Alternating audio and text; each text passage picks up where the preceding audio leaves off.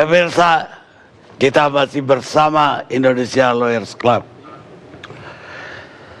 Sekarang giliran Pak Komarudin Watubun, DPR, fraksi PDI. Makasih Bang Kardi. Sudah larut malam hampir saya. Oh, di Papua. Sebelum saya sampaikan pendapat saya, pikiran saya tentang pertanyaan apakah perlu 212 itu atau tidak, ada SMS dari Papua Pak, untuk Bang Kardi. Untuk saya. Tentang bendera hitam tadi itu, kebetulan di sana orang tidak mengerti apakah itu bendera nabi atau bendera negara atau bendera ormas tertentu yang sekarang terlarang, tapi mereka melihat sebagai sesuatu yang tidak lazim dilakukan di Indonesia. Ini merah putih di bawah, ada bendera yang lebih tinggi dari. Pertanyaan begini, kami pakai baju yang bergambar bintang kejora saja, polisi tentara dikerahkan untuk menangkap. Kok bendera partai, organisasi terlarang yang dikibarkan di atas merah putih, kok polisi tentara diam saja? Itu pertanyaannya. Ini kebetulan pasti polisi tentara nonton saya, tolong ini didengar. Dan kata mereka ini separatis, lebih jahat dari separatis. Masa di depan istana negara, bendera merah putih di bawah, lalu bendera organisasi terlarang versi mereka di sana. Walaupun tadi Pak Ustadz bilang bukan bendera. Ya jangan dibunyiin lagi. Iya, bukan dibunyiin, saya sampaikan aspirasi resmi. Ya, kebetulan saya ini minoritas di tengah bapak-bapak ini, jadi harus saya sampaikan dalam semangat merah putih. Tentang perlu atau tidaknya 212, ya tergantung kacamata siapa yang melihat. Walaupun tadi Pak Ustadz Khatat menyampaikan hal penting yang dilakukan 212 itu adalah pertama Maulud Nabi, kedua sholat subuh bersama. Tapi dari penyampaian tadi tidak ada unsur politisnya. Tapi yang disampaikan oleh Bang Egy jelas perjuangan ideologi di sana. Itu jelas. Saya lebih suka penyampaian yang jujur dari Bang Egy tadi, itu lebih fair. Ya, saya kebetulan orang dari timur. Orang timur itu ya dia suka ya suka, tidak ya tidak. Tidak banyak bahasa basinya. Jadi saya lebih suka Bang Egy hebat, ya. Lanjutkan saja, kalau bilang perjuangan ideologi ya perjuangan ideologi.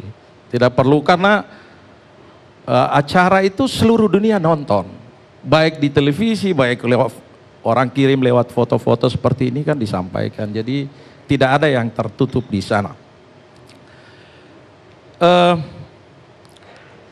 Acara yang tadinya katanya tidak ada unsur politis itu lebih ramai lagi ketika ada politisi-politisi yang sudah kehilangan, ada yang sudah kehilangan legitimasi dari rakyat, menggunakan mimbar itu menjadi mimbar politiknya. Jadi Pak Ustadz tadi mungkin benar, tapi harus hati-hati juga, karena di tengah kebenaran itu ada juga pihak-pihak yang menggunakan. Yang dengan segala hormat saya, lebih ramai lagi ketika pimpinan DPR yang sahabat saya, Bang Fahri sama Bang Fadli, ada di tengah-tengah memimpin sidang di situ, di Monas itu. Tadi Bang Fadli selalu menyampaikan soal intelektual, soal etika. Saya kira intelektual itu kita bicara tentang nilai, tentang etika, tentang norma. Bapak berdua ini ya saya setuju. Kalau Pak Fahri ya dengan segala hormat mungkin sudah kehilangan legitimasi, jadi wajar kalau cari mimbar di luar itu. Tapi kalau Bang Fadli rasanya pimpinan DPR fraksi jelas di sana, secara etika ya sampaikan resmi lewat lembaga terhormat itu. Jadi ini penilaian saya, boleh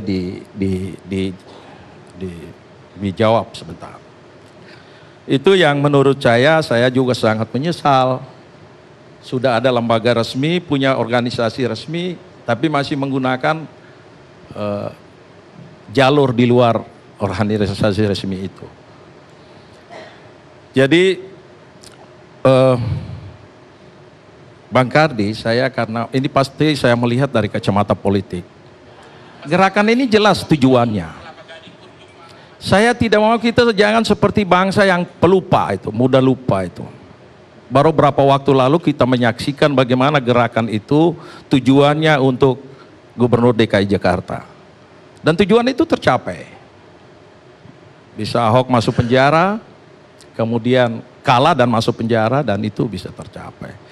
Saya pikir gerakan ini supaya lebih fair itu bisa tetap dijaga untuk bukan mengkritik atau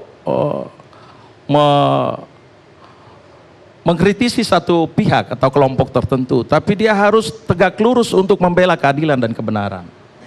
Katakan begini, ketika Pak Anies dan wakilnya ini ke depan tidak berhasil, gerakan ini juga turun di jalan dan menurunkan mereka, itu baru bilang gerakan yang benar, yang fair untuk keadilan dan kebenaran itu.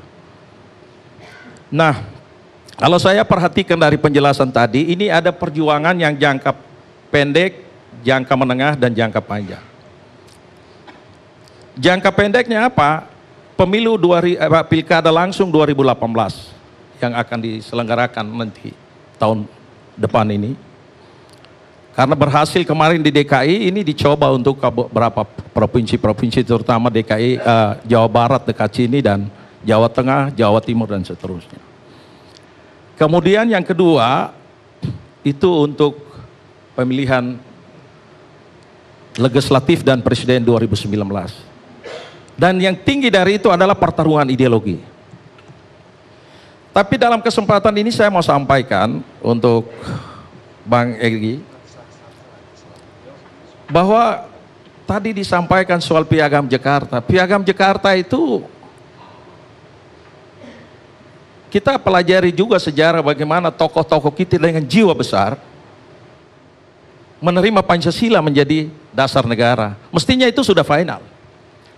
Jadi ketika Bapak memperjuangkan lagi Piagam Jakarta, kita mundur ke belakang, dan terus terang saya mau sampaikan, daerah-daerah Indonesia Timur itu pertama yang akan keluar dari Republik Indonesia kalau itu Bapak mau perjuangkan. Maluku, Papua, NTT itu sudah pasti. Jadi saya kira kita belajar dari kebesaran jiwa dan hati para pejuang kita dari pendiri bangsa ini untuk Pancasila itu sudahlah final untuk menjaga negara kesatuan Republik Indonesia. Jadi ketika Anda bicara tentang komitmen terhadap negara kesatuan, mari kita jaga, kita rawat Pancasila itu supaya menjadi alat perekat. Ukuran setia kepada negara, Pancasila itu menjadi ukuran kita. Ketika itu digoncang, maka kita akan tercerai-berai. Bersatu kita teguh, bercerai kita runtuh. Terima kasih. Terima kasih Pak Komarudin. Sekarang Pak Rocky Gerung. Oke. Iya, terima kasih. Apa soalnya ya, Pak Kar? Udah panjang sekali soalnya. Udah dari apa tujuannya ini, tapi udah merembet ke khilafah. Mungkin saya kasih pertanyaan buat Mas Rocky Gerung ya. Nekat ya? Iya, perlukah 212 itu dikritik? Nah, perlukah dikritik? Bukan perlu ada, tapi perlukah dikritik? Oke, perlukah pertanyaan itu diajukan?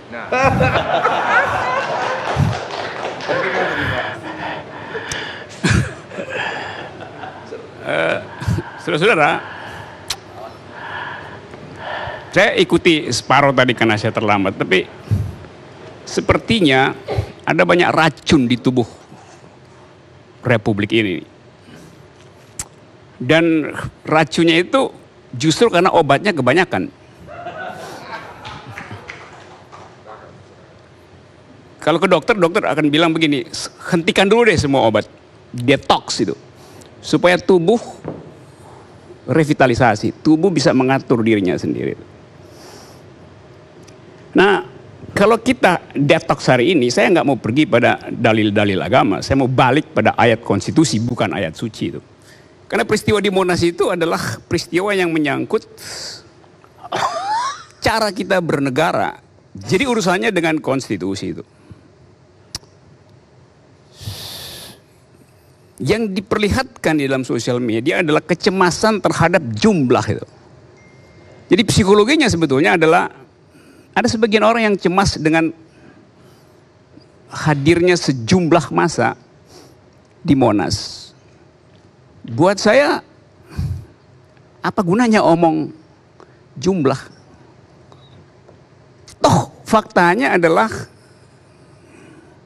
telah terjadi perubahan dari soal kuantitas pergi pada soal kualitas. Yang berkumpul di situ kemarin terus terang adalah soal kualitas. Dari segi disiplin, dari segi menjaga ketertiban.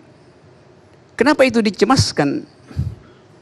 Kalau kita bongkar psikologinya, cemas karena seolah-olah di belakang kualitas itu ada memori kolektif yang hendak diucapkan ulang, yaitu Piagam Jakarta.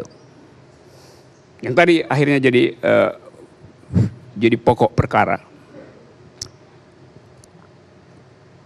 Reuni itu adalah recollecting the past itu. Jadi kalau dibilang reuni terhadap setahun lalu, tentu bukan. Reuni ke 22 Juni 1945. Karena idenya ada di situ tuh. Jadi istilah reuni adalah istilah yang tepat dipakai di situ. Kendati hendak diselundupkan dengan segala macam peristilahan. Tetapi beberapa orang menyebut itu bahwa yang ada soal kalau kenangan terhadap sejarah itu dikembalikan ke sini. Kita jujur mengatakan atau harus mengatakan bahwa negeri ini pernah punya obsesi dengan negara Islam. Sebutkan itu sebagai fakta tuh. Tetapi batas dari obsesi itu adalah konstitusi. Kita tidak memilih kedaulatan Tuhan. Apakah Tuhan berdaulat di NKRI? Tidak. Karena kita memilih kedaulatan rakyat. Final itu. Tetapi memori kita sebagai manusia budaya tidak mungkin dihentikan dengan dalil konstitusi itu tok. Jadi segala sesuatu yang pernah berguna dan dinikmati di masa lalu, dia berubah jadi fantasi. Reuni itu adalah fantasizing the past. Mengingat kembali yang lama. Bisa nggak itu diwujudkan? Oh, itu soal pertandingan politik. Lain lagi soalnya tuh. Ada 30 kali lipat ada di Monas. Tetapi kecerdasan politik, siasat politik tidak ditemukan, yaitu tetap sebagai fantasi itu. 2 orang ada di Monas dan berhasil untuk mengubah fantasi itu jadi kekuatan politik, ya berubahlah negara ini. Problemnya adalah bisa nggak negara ini berubah? Bisa. Lo konstitusi bilang untuk mengubah diri saya ada syarat-syaratnya tuh. Jadi jangan kita terlalu normatif menganggap bahwa itu berbahaya. Lo konstitusi itu bisa diubah, dasar negara bisa diubah. Secara formal begitu, itu gunanya ada amandemen itu. Jadi kita pisahkan dulu psikologi kecemasan kita dengan fakta politik itu. Nah, sekali lagi, setiap orang boleh punya fantasi ke masa lalu. Bahwa negara ini saya fantasikan untuk jadi negara Islam tuh. Ya udah, itu fantasi. Ada yang berfantasi negara ini ingin saya rubah jadi kerajaan. Ada. Kan dulu dalam pembicaraan di konstitusi ada ide untuk menjadikan Indonesia kerajaan. Nggak ada soal, karena itu fantasi. Fantasi orang menjadi raja dengan cara naik kereta kencana. Itu fantasi. Nggak ada soal kan? Jadi kita terlalu norak dengan soal-soal yang fantasizing semacam itu. Nah, yang berikut adalah apa sebetulnya yang terjadi sehingga kita sibuk dengan fantasizing. Yang pertama, soal yang ada di depan kita seharusnya ada semacam public address dari presiden. Supaya tidak ada percekcokan di publik. Dalil presiden apa tentang konsep bernegara? Tapi kita nggak dengar itu. Jadi tidak ada semacam edukasi dari negara tentang soal yang sedang diam-diam ditakutkan oleh masyarakat. Akibatnya seluruh peristilahan publik dilecehkan dengan tuduhan-tuduhan ideologis. Kalau saya bilang saya seorang liberal, orang akan bilang Anda nggak bertuhan ya. Lo istilah liberal itu nggak ada urusan dengan bertuhan tidak bertuhan. Kalau saya bilang saya seorang sekuler, berarti Anda ateis. Seorang sekuler adalah orang yang bisa sangat bertuhan karena dia bisa bedain antara niat masuk surga dan berbuat baik di dunia itu. Tapi karena pembicaraan itu selalu diarahkan untuk soal-soal yang penuh sentimen, maka argumen untuk menghasilkan percakapan publik tidak terjadi. Jadi kalau saya rumuskan bahwa ruang politik kita yang kita sebut bebas itu sebetulnya isinya adalah transaksi jangka pendek antara dendam dengan dendam itu. Presiden menonton itu dan tidak mengucapkan satu kalimat pun untuk menuduhkan keadaan. Saya bayangin misalnya, kalau di Monas ada spanduk kecil aja. Bunyinya misalnya 2019 Jokowi Habib Rizik. Nggak ada nih ribut-ribut. Karena fungsional kan. Jadi supaya kita tahu bahwa keadaan ini justru diam-diam dinikmati oleh pemain politik. Karena ini soal statistik pemilu nanti. Itu soalnya. Nah, ribut di media massa, ribut di dalam pertengkaran. Dan akhirnya orang masuk di dalam duel kesolehan. Lebih soleh siapa? Yang ada di Monas atau yang tidak ada di Monas? Itu ajaib. Jadi saudara-saudara, Pak Karni, problem kita adalah ada furniture negara yang retak. Dan itu nggak bisa dilem dengan Aika Aibon. Kecuali mebel itu bisa dilem dengan Aika Aibon. Tapi negara ini bukan pabrik mebel. Ada institusi-institusi negara yang mengalami keretakan awal. Dan presiden, kepala negara harus merekat itu bukan dengan Aika Aibon, tapi dengan konstitusi. Berarti harus ada pemahaman yang mendalam tentang fungsi konstitusi dalam merekat persatuan dan kesatuan ini. Jadi sekali lagi kita ingin itu ada minggu-minggu depan. Artinya saya butuh seorang yang punya keahlian statementship dan bukan sekedar craftsmanship itu. Seorang yang paham tentang cara merekat furniture negara dan bukan sekedar merekat mebel yang rusak. Terima kasih.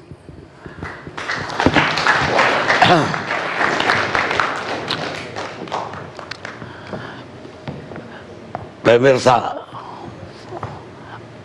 Allah itu satu dan menyukai persatuan. Nabi Muhammad sallallahu alaihi wasallam, riwayat Muslim. Kita rehat sejenak.